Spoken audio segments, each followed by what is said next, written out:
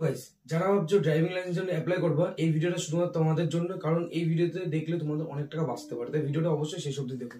প্রথমত, যারা ড্রাইভিং লাইসেন্সের জন্য অ্যাপ্লাই করছে, এলএল টেস্ট যাদের কমপ্লিট হয়েছে, মানে লার্নার লাইসেন্স, ঠিক আছে, তারপরে আমাদের কি করতে হয়, গ্রাউন্ডে যেতে হয়। এইটা শুধুমাত্র বারাসাত আরটিওর ক্ষেত্রে আমি বলছি, কারণ বারাসাত আরটিওতে গিয়ে আমি ড্রাইভিং টেস্ট দিয়েছি এবং সেখান থেকে অনেক কিছু জানতে পেরেছি।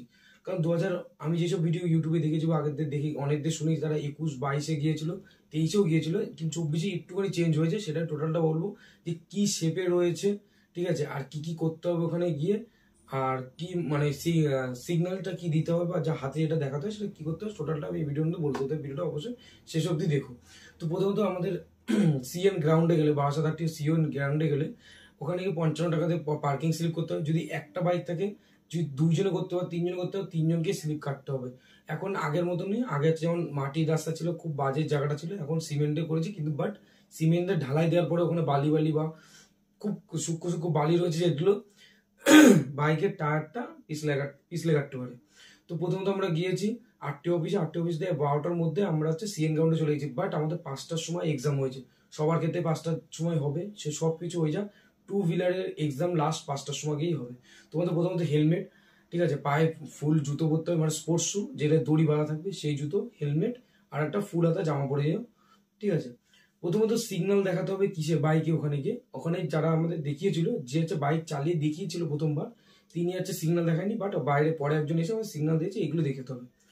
যখন তুমি স্টার্ট করছো বাইক, স্টার্ট করলে আমাদের হাতে ডান হাতটা, আমি ক্যামেরায় কোন হাত দেখাচ্ছে আমি বুঝতে পারছি না, বাট ডান হাত, যখন বাইকটা স্টার্ট দেওয়া, মানে স্টার্ট দেওয়ার সাথে সাথে হাতটা এরকম দেখাবা, বা ডান হাতটা এই তালুটা নিচের দিকে থাকবে, ঠিক আছে।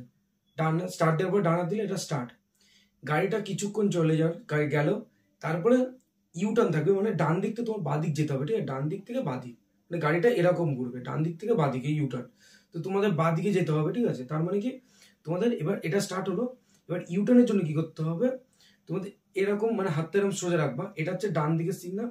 আর ইউটার্নের জন্য ডান দিকে 3বার, মানে গাড়িটা স্টার্ট হয়ে যাওয়ার পরে 1, 2, 3 প্রপার 3বার দিয়ে এরকম গাড়িটা ইউটার্ন করে নিয়ে এসে, ইউটার্ন যখনই করা হয়ে গেল, ওখানে স্টপ হবা, যখন স্যারের সামনে ওখানে থাকবে, স্টপ হওয়ার সময় মানে এই হাতটা আবার সে তালুটায় সমান থাকবে এরকম, এটা স্টার্টের সিগন্যাল।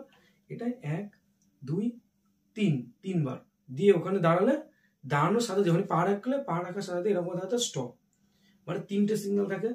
এক হচ্ছে স্টার্ট দিলাম, স্টার্ট দেওয়ার পর এরকম বাঁ হাতের জন্য এই হাত তালুটা সমান রেখে 1, 2, 3, আর যখন কি ওখানে স্লো করছে তখন হচ্ছে এরকম তালুটা নিচের দিকে থাকবে, 1, 2, 3, আর ওখানে স্টপ হওয়ার পরে এরকম। বাট আমি একটা জিনিস বলছি, আমি ফেল করেছি, এটা আমি বলছি কারণ যে আমি ফেল করছি বলে অনেকে জানতে পেরেছি। একটা ভুল তোমরা কেউ করো না, আমি সেটা বলে দিচ্ছি। তার আগে আমি দেখিয়ে দিচ্ছি যে ওখানে ইউ শেপটা কিরকম ছিল, ঠিক আছে। টোটালটা আমি ওখানে এক্সপ্লেন করছি, একটা বোর্ডে আমি একটা এঁকেছি ছোটখাটো, জানি না কেমন কি হয়েছে।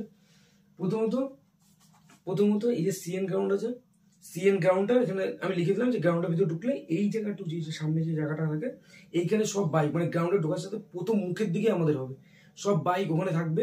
এখানে সব বাইক দাঁড় করিয়ে দেবে, এখানে 2জন লোক থাকবে, ওরা এক একজন করে পাঠাবে।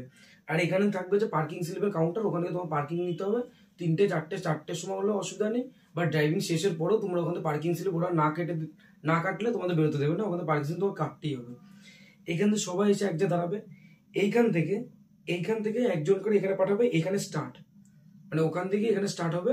স্টার্ট হওয়ার পরে এখানে হাত দেখাতে হবে, স্টার্ট হওয়ার পরে এইখান থেকে গিয়ে ইউটার্ন, এই জায়গার যে স্পেসটা, যখন ইউটার্ন নিচ্ছ এই জায়গাটা স্পেসটা অনেকটা দিয়েছে, আমি বলবো না কম দিয়েছে, ইউটার্নটা দিয়েছে। দেওয়ার পরে এই জায়গাটা কি করেছে, মানে আমরা জানি, আমরা একটা ভুল ধারণা নিয়ে আমি গিয়েছি, কারণ জানি যে বড় গাড়ি নিয়ে যাবে অনেকেই, কারণ সবার তো 110cc বাইক হয় না, 160cc, 225cc, 250cc সব কটা বাইক রয়েছে, সেইভাবে আমরা বেশি জায়গা দেবে, সেই কারণে আমরা নিয়ে গেছিলাম, আমি একটা বন্ধুর বাইক নিয়েছিলাম, ইয়ামা এমটি। আমরা পুরো ভুল ধারণা হয়েছে, যেই কারণে আগে কি হতে চাই না, এখন ইউটার্নের জায়গাটা খুব ছোট করে দিয়েছে, এইখান দিয়ে যাচ্ছ কিন্তু, বাট এই জায়গাটা গিয়ে আর যাবে না, কারণ আমাদের ইয়ামার বাইক কি হয়, একটা লিমিট অব্দি ঘুরবে, তারপরে ওখানে গিয়ে বন্ধ হবে। যেই কারণে ওই দিন আমরা গিয়েছিলাম 80 জন, প্রায় 70-80 প্লাস ছিল, মাত্র 10 থেকে 12 জন পেরেছে। যাদের 110cc বাইক ছিল, তারা যাদের হাত পাকা একটুখানি, তারাই পেরেছে। আমরা নিয়ে গেছি ইয়ামা, ওখানে আমরা এখানে গিয়ে ইউটার্নে পা পড়ে গেছে, যে যারই পুরো পড়বেই ওখানে, কারণ ওই বাইক নিয়ে ওখানে করা যাবে না। সবার প্রথমে তোমরা বাইক নিয়ে যাবা 110 সিসি। 110 সিসির উপরে কোনো বাইক নিয়ে যাবা না, কারণ ওখানে 110 সিসি 125 সিসি হন্ডা শাইন বা টিভিএস যেটা বেরিয়েছে, রাইডার যেটা 125 সিসি, ওই বাইকগুলো নিয়ে তো কোনো অসুবিধা হবে না, ওখানে গিয়ে ইউটার্ন করাতে পারবা। কিন্তু বাট কেউ ওর বেশি নিয়ে যেও না, ঘোরাতে পারবা না, কারণ ইউটার্নের স্পেস খুব ছোট। যেটা আমরা রিয়েলাইজ করছি, ওখানে গিয়ে আমরা ঘোরাতে পারিনি, বা এত মানে একটু এত ছোট জায়গা দিয়েছে, ওখানে ঘোরানো যাবেই না।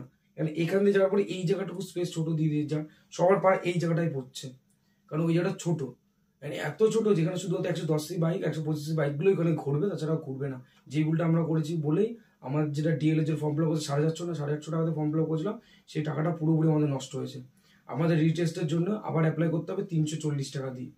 তাই বারবার বলছি, যদি 8টে অফিসে যাবো, ওখান থেকে 12টার সময় তোমার থাকলেও ওইখানে তোমাদের সারাদিন থাকতে হবে। 5টার সময় এক্সাম হবে, এখানে বাইক স্টার্ট, এখান থেকে স্টার্ট হবে, এখান থেকে পা ফেলানো যাবে না, এখান থেকে হাতের সিগন্যাল এরকম, এখান যখন বাঁ দিকে ঘুরবা 3বার এরকম, এই যে হাতটা সোজা রেখে 3বার, ঠিক আছে। তারপরে ওখানে গিয়ে স্লো, কোনো রকম পা ফেলা যাবে না, একদম সামনে গিয়ে স্টপ দেখানোর পরে স্যারদের সামনে যখন যাবা, ওখানে তোমাদের ওই যে কাগজটা তোমাদের পকেটে নিবা, একটা কাগজ থাকবে তোমাদের মানে প্রোফাইল বা যেই ফাইলটা তোমাদের রয়েছে, আধার কার্ড, ওখানে সবকিছু 8টে অফিস করার পরে একটা পকেটে দিয়ে থাকবে।